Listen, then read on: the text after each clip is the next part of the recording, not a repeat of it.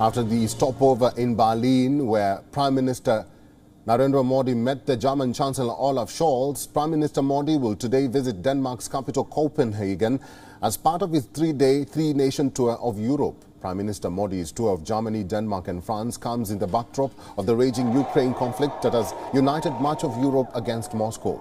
Prime Minister Modi's visit to Denmark comes as a special invitation from his Danish counterpart, Mette Frederiksen.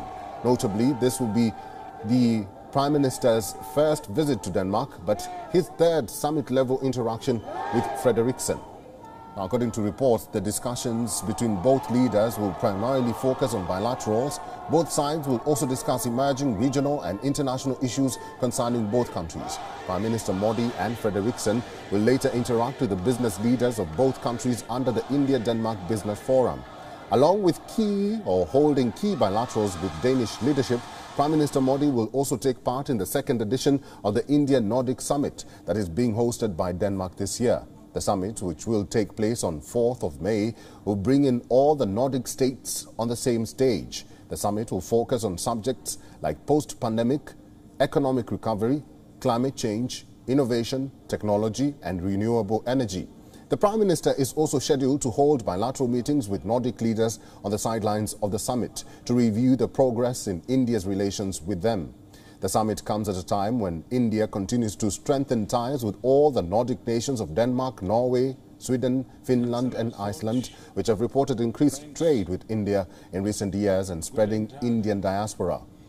Prime Minister Modi's three-day, three-nation tour marks his first foreign visit this year. This trip will see him holding 25 meetings with 8 world leaders, around 50 global business moguls and hundreds of Indian diaspora members, all in a span of just 65 hours.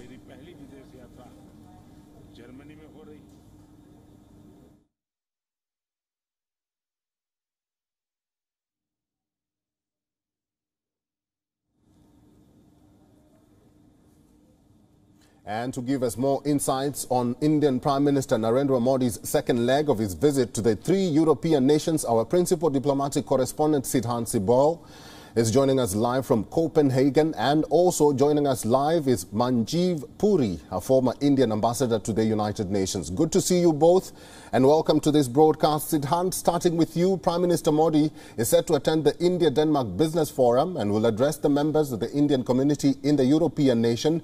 Maybe you can tell us what more is planned today in Denmark.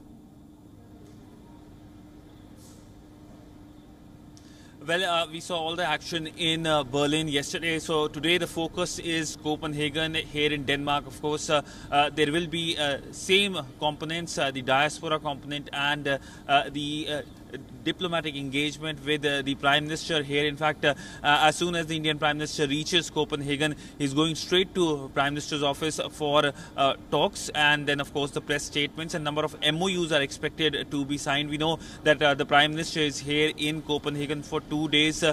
Tomorrow, of course, the big focus is the India-Nordic Summit. The first summit took place in Stockholm in 2018, and this time as well the focus when it comes to the summit is clean energy, clean technology, renewable energy, and of course fighting climate change. But all in all, it is the diaspora angle as well, which is one of the key components of the entire visit, adding color to the visit. Yesterday we spoke to a number of members of the Indian diaspora, and today we can expect a similar atmosphere of jubilation when it comes to the Indian diaspora who are waiting to meet the Indian Prime Minister. But there is of course the overhang of the Russian invasion of Ukraine that could be seen very evidently. We saw it yesterday when the German Chancellor slammed and condemned the Russian action, and of course the Indian Prime Minister talked about that there are no one who is victorious when it comes to war. Right. So largely the message has been sent from Berlin, and now it's time for Copenhagen. Well, Ambassador Manjeev, coming to you, apart from bilaterals like Sidhan Sibal has mentioned, India is keen on renewable energy and green growth sustainability with Europe. What impact will focusing on these sectors have on India? Look, India has reaffirmed, and Prime Minister Modi has done that himself, that climate change and fighting climate change is an abiding article of faith for India. So India has taken enormous targets for itself. On itself, it's taken targets which Prime Minister Modi announced at Glasgow at the UNFCCC COP. Therefore, renewable energy, sustainable development are critically important for India. And Europe is a hub of these technologies, these innovations, financing for sustainable development. The Nordic countries too are great leaders of this. So therefore, this is a visit, in my opinion, which is particularly important for India in both the short and the long run. In the short run, building chemistry with the leaders of Europe. Chancellor Scholz is newly elected in Germany, meeting 6 of the Nordic leaders, congratulating President Macron on the way back to India. All of these are important. Chemistry matters for international relations. This is important. But along with it comes solid substance in the form of green technologies, green innovation, and taking the global climate agenda forward. Both India and Europe would seem to benefit from this interaction. Right. Siddhant, coming back to you, Modi's trip in Denmark is seen as a more business-oriented one. We understand that 200 Danish companies are engaged in promoting Make in India and other government missions. What more do we know about that? Well, there is obviously the big business component. We saw it yesterday in Berlin as well when he met the business leaders.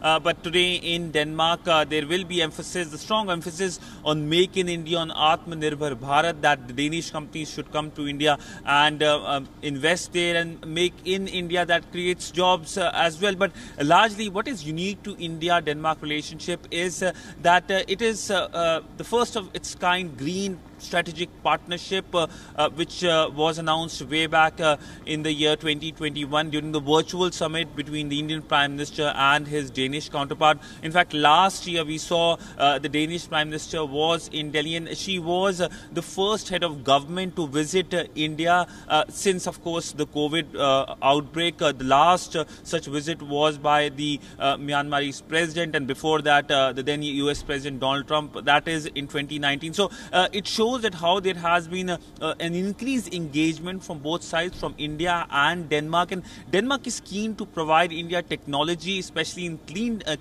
technology areas, so that when it comes to fighting climate change, both countries can work together. In fact, when we were landing, we can see windmills, many windmills, if we can see while landing. So largely it shows that how the Danish government is investing on clean technology, and it is willing to partner with India on that issue. Finally, Ambassador Manjeev, I have to end this discussion with you. India is the only country apart from the US with whom the Nordic countries have summit-level meetings. What will be the economic outcome of India courting countries like Denmark, Finland, Iceland and Sweden? So, these are countries with which India has old and very strong economic ties. You only have to step on the roads of India and you see the most important buses come from Sweden, Volvo. You see Danish companies in action all over India. Finland, Finnish companies, every single one of the Nordic countries, their companies are active. You mentioned Denmark, which is a smaller country, a smaller economy, having as many as 200 companies active in India. Therefore, interaction between India and the European countries is always a win-win. It traces back to the history and legacy of the Indian economy. It takes things forward, and there is a commonality of interest in green, clean, and carbon-free world. And therefore, this particular interaction is particularly important. I also want to underscore one more point. It's not just technology and innovation. These countries are also major hub for financing, which is a critical need for the Indian economy at this moment, especially as it turns towards the green direction.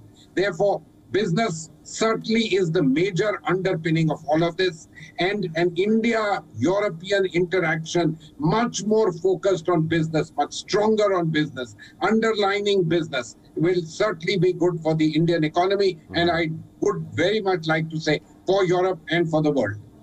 WION correspondent Siddhant Sibal live in Copenhagen and Ambassador Manjeev Puri, thank you both for your input today. WION is now available in your country. Download the app now and get all the news on the move.